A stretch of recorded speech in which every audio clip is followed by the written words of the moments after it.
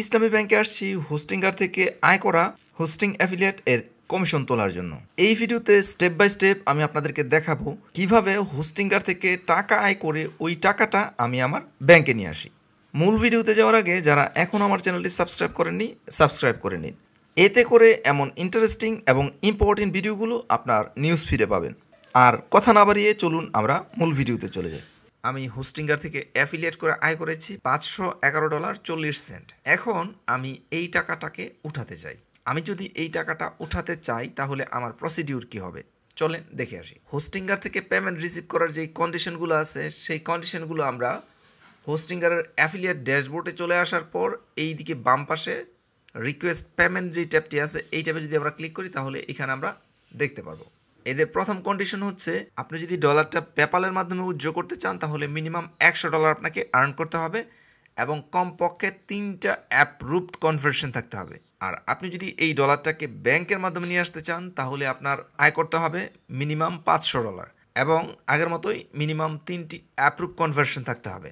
তো এইখানে আমার দরকার ছিল $500 আয় করা, আমি সেখানে $511.40 আয় করেছি, যার মাধ্যমে এই কন্ডিশনটি আমার অ্যাপ্রুভ হয়েছে।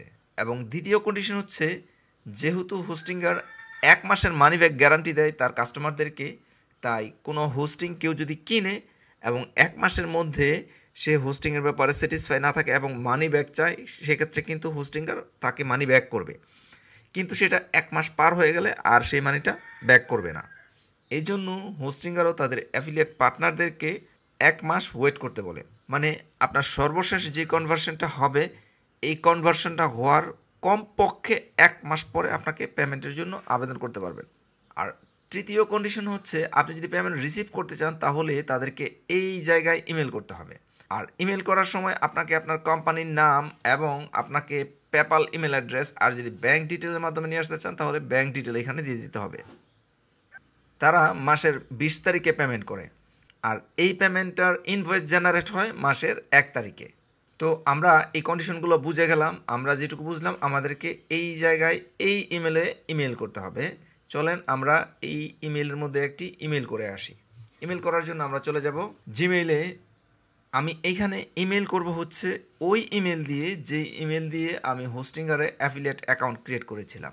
তো আমি এখানে এসে আমরা জানি কীভাবে ইমেল করতে হয়। আমি এখানে ইমেল কম্পোজ করব এবং আমি এখানে এর মধ্যে তাদের ইমেলটা দিয়ে দিব, payments@hostingarmedia.com। সাবজেক্টে কী লিখব এবং এই বডিতে কী লিখব, এই সাবজেক্টে কী লিখব আর বডিতে কী লিখব এই বিষয়টা আমি আগেই চ্যাটজিপিটিকে নির্দেশনা দিয়েছি। চ্যাটজিপিটিকে এইটুকু নির্দেশনা দেওয়ায় চ্যাটজিপিটি আমাকে এইখানে এতটুকু ইমেল লিখে দিয়েছে। তো এখানে ইমেলের সাবজেক্ট হচ্ছে request for the affiliate payment. তা আমি এটুকু কপি করে নিচ্ছি, আমি এখানে বসিয়ে দিব।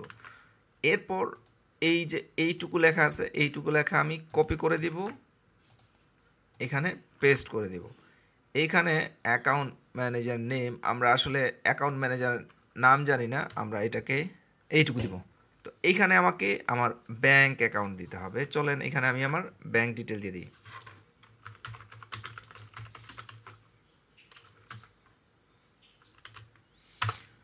আমি এখানে ব্যাংক অ্যাকাউন্ট হিসেবে আমার যেসব লোকাল ব্যাংকগুলো আছে এই ব্যাংকগুলোর আমি ডিটেল এখানে দিয়ে দিতে পারি।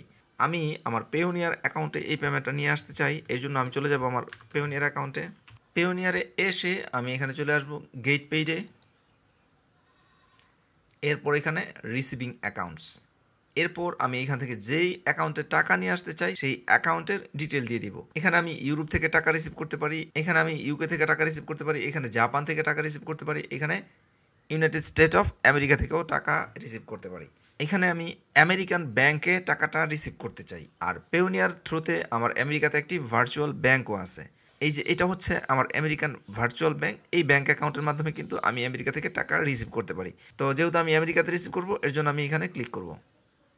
ক্লিক করলে এইখানে আমার পেমেন্ট ডিটেল চলে আসবে। আমি জাস্ট এখানে কপি ডিটেলে ক্লিক করব, তারপর এইখানে আমি পেস্ট করে দিব। এইটুকুকে আমি একটু বোল্ড করে দেই। এইটুকু হচ্ছে আমাদের ব্যাংক ডিটেল। এরপর আছে please let me know if need any additional information to complete this process, thank you for support. আর বেস্ট রিগার্সের পরে আমার ফুল নেম এবং অ্যাফিলিয়েশন আইডির বিষয়টা এখানে উল্লেখ করে দিতে হবে। এছাড়াও আমরা যদি আমাদের হোস্টিংয়ারের যেই পেমেন্ট রিকোয়েস্ট রুলস আছে এইখানে আমরা দেখব আমাকে আবেদন করতে হবে আমার কোম্পানির নেম দিয়ে। আমার কোম্পানির নেম কি? আমি যদি আমার এই অ্যাকাউন্টস ডিটেলে যাই, এইখানে আমি আমার কোম্পানির ডিটেল পাবো। আমি এইখানে দিয়ে দিই আমার কোম্পানির ডিটেল। এইটুকু রেখে বেস্ট রিগার্স আমি আমার নাম দিয়ে দিয়েছি। আর যেহেতু আমি আমার এই অ্যাফিলিয়েট আইডিটা এখানে দিয়ে দিয়েছি, এই ক্ষেত্রে এখানে আর আমার অ্যাফিলিয়েট আইডি দিতে হবে না। এইটুকু ইমেইল লেখার পর আমি আবার আরেকবার চেক করে দিব যে সব ঠিকঠাক আছে কিনা। হ্যাঁ, যদি সব ঠিকঠাক থাকে তাহলে আমি এখানে সেন্ড বাটনে ক্লিক করে অপেক্ষা করব। তারা ইমেলটি রিসিভ করে আমাকে আরেকটি ফিরতি ইমেল দিবে। ওই ইমেলের মাধ্যমে যদি আমার কোনো কিছু মিসিং থাকে তারা সেটা আমাকে জানাবে। হোস্টিংয়ারকে এই ইমেলটি পাঠানোর পর তারা আমাকে একটি ফিরতি ইমেল পাঠায়। ফিরতি ইমেলে তারা আমাকে জানায় যে আমি যেই ব্যাঙ্ক ডিটেল তাদেরকে দিয়েছি এই ব্যাঙ্ক ডিটেলে তারা আমাকে টাকা পাঠাতে পারবে না। আমাকে এমন একটা ব্যাঙ্ক ডিটেল দিতে হবে যেই ব্যাঙ্ক ডিটেলে সুইফট কোড থাকবে। আমি এখানে যে ব্যাঙ্ক ডিটেল দিয়েছি এখানে রাউটিং নাম্বার আছে কিন্তু সুইফট কোড নাই। সুতরাং আমি পেওনিয়ারে টাকা রিসিভ করতে পারতেছি না। আমাকে বাংলাদেশে কোনো একটা ব্যাঙ্ক অ্যাকাউন্ট দিতে হবে এবং ওই ব্যাঙ্ক অ্যাকাউন্টের সুইফট কোড সহ দিতে হবে। এরপর আমি তাদেরকে আমার ইসলামী ব্যাঙ্ক অ্যাকাউন্ট দিই এবং ওই ইসলামী ব্যাঙ্ক অ্যাকাউন্টের সাথে আমি ইসলামী ব্যাঙ্কের সুইফট কোডও দিয়ে দিই। আপনি যদি আপনার ব্যাঙ্কের সুইফট কোড না জানেন তাহলে আপনি যেই ব্যাঙ্কে অ্যাকাউন্ট করেছেন ওই ব্যাঙ্ককে আপনি যদি জিজ্ঞেস করেন তারা আপনাকে তাদের সুইফট কোড দিয়ে দিবে। এবং এইটাই ছিল আমার সর্বশেষ প্রসেস। আমি যদি এই অ্যাকাউন্টটুকু প্রথমেই এইখানে দিয়ে দিতাম তাহলে কিন্তু দ্বিতীয়বার আমাকে আর ফিরতি ইমেল দিতে হতো না। কিন্তু এর মাধ্যমে আমরা একটা জিনিস শিওর হলাম যে পেওনিয়ারে আমরা টাকা রিসিভ করতে পারতেছি না, সরাসরি আমাদেরকে কোনো ব্যাঙ্ক অ্যাকাউন্টে টাকা রিসিভ করতে হবে। হোস্টিংয়ার টাকা পাঠায় মাসের 20 তারিখে এবং আমি এই টাকাটা রিসিভ করি মাসের 24 তারিখে। $511.40 আমি ইসলামী ব্যাংকে রিসিভ করি 60,857 টাকা। তো এই টাকাটা রিসিভ করতে আমি চলে আসছি ইসলামী ব্যাংকে এবং টাকা পাওয়ার পর তা ব্যাংক থেকেই গুনে বুঝে রিসিভ করছি। তো এখন হয়তো আপনি জানতে চাইবেন কিভাবে আমি হোস্টিংয়ারে অ্যাফিলিয়েট করি। শুধু হোস্টিংয়ারে না, আপনি যদি হোস্টিং অ্যাফিলিয়েট জানেন, আপনি হোস্টিংয়ার, ব্লো হোস্ট, হোস্টগেটর, নেমচিপ সহ যত ধরনের হোস্টিং আছে সব জায়গায় আপনি কিন্তু হোস্টিংয়ের অ্যাফিলিয়েট করতে পারবেন। যারা আমাকে আগে থেকে জানেন তারা এও জানেন যে আমি কিন্তু সব ধরনের হোস্টিং কোম্পানিতেই হোস্টিং অ্যাফিলিয়েট করি।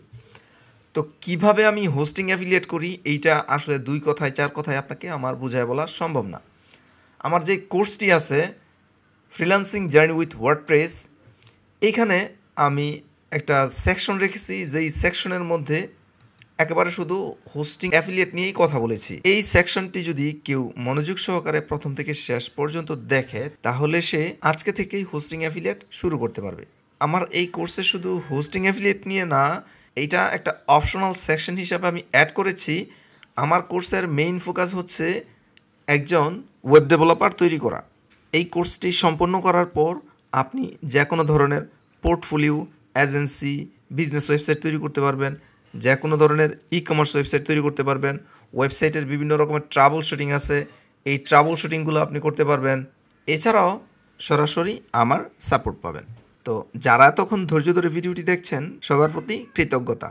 শীঘ্রই দেখা হচ্ছে নতুন কোনো ভিডিওতে, নতুন কোনো টপিক নিয়ে। সে পর্যন্ত সবাই ভালো থাকুন, সুস্থ থাকুন, সেই প্রত্যাশায় বিদায় নিচ্ছি। আল্লাহ হাফেজ।